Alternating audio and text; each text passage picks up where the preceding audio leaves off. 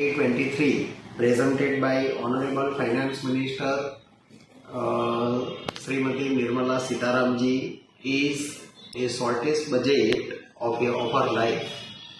It is important to say that longest budget was also presented by her in past. So far as the budget is concerned, it can be evaluated in one sentence: anti-election budget and growth-oriented budget. There are so many new concepts in the budget. Coming to the issue of direct taxes and indirect taxes, so far as the tax rate is concerned, there is no increase, there is no decrease unless surcharge on LTCG is limited to 15%. AMT is also reduced and it has kept at par with companies along with the cooperative societies. Now, one more welcome change is that if somebody finds that his or her income is not correctly shown in income tax return, that he or she can revise their return within the period of 2 years by paying taxes. Another welcome change is that there is an acceptance of crypto asset by the government, because they are levying tax at 30% rate on cryptocurrency profits.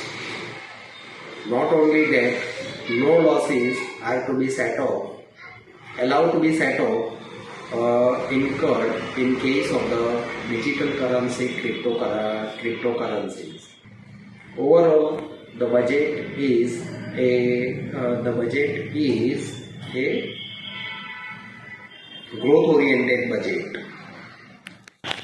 Encouraging incorporation of one-person company by changes such as removal of restriction on share capital and turnover.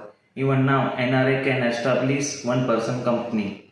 Alternate method for debt resolution for MSME will also be introduced.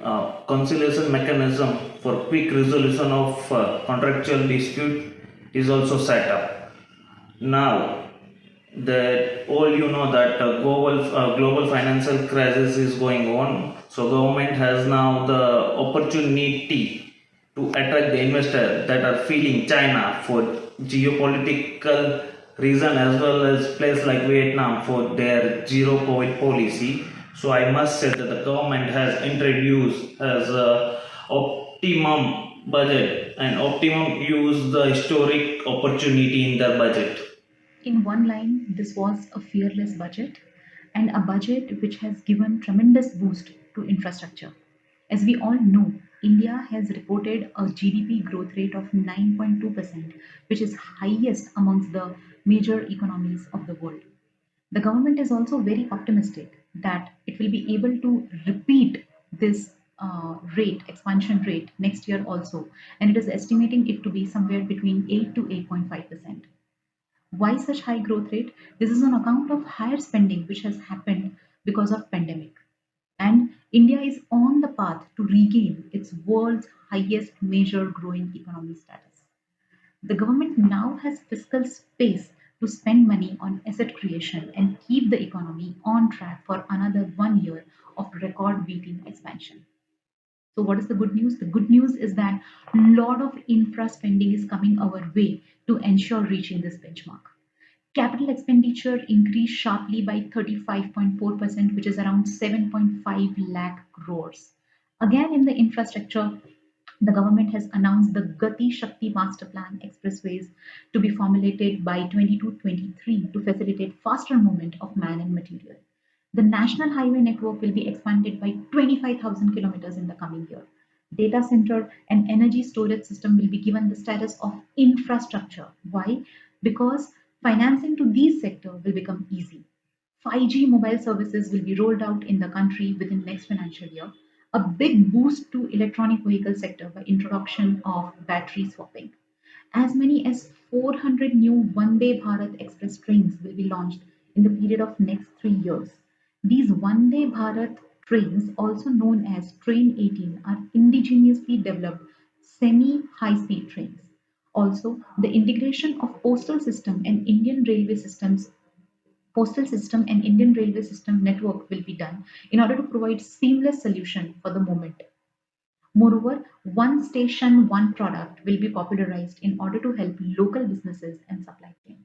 So now, if your product has substance, if your product has something unique in it, then the government will ensure that the product reaches pan India. For all those into practice, immediately after the budget, you would be receiving calls of your clients, especially individual taxpayers, saying that what is in for them. Now, this is for the first time that you will be able to say, you will have to tell them that there is actually nothing much. There has been this belief that administration lacks trust on taxpayers, and there is an this element of mistrust which is reflected on in all the policies that are formulated. I believe with with this budget, this government has tried to change this a little bit. I would like to highlight 3 points here. The returns which you have filed can be revised. The mistakes can be corrected for 2 years after filing. Also, there was this provision in income tax of reopening of assessment. The earlier period was 6 years, but now the reopening can be done only for the period of 3 years. Also, if you are a business and carrying 95% of your activity digitally, and if your turnover is less than 5 crores, then you are exempted from keeping audited books of accounts. This threshold eventually will be increased to 10 crores. And it is good to know that the government is finally showing some trust in its small taxpayers. This will reduce unwanted element of fear of compliance. As I work largely in cooperative space, it would be an injustice if I do not highlight some of the changes which has been proposed in the cooperative sector. Cooperative no longer is a forgotten sector, and I appreciate the efforts that have been made to bring it at par with corporates. This means that we are recognizing the efforts and the contribution that the sector is making.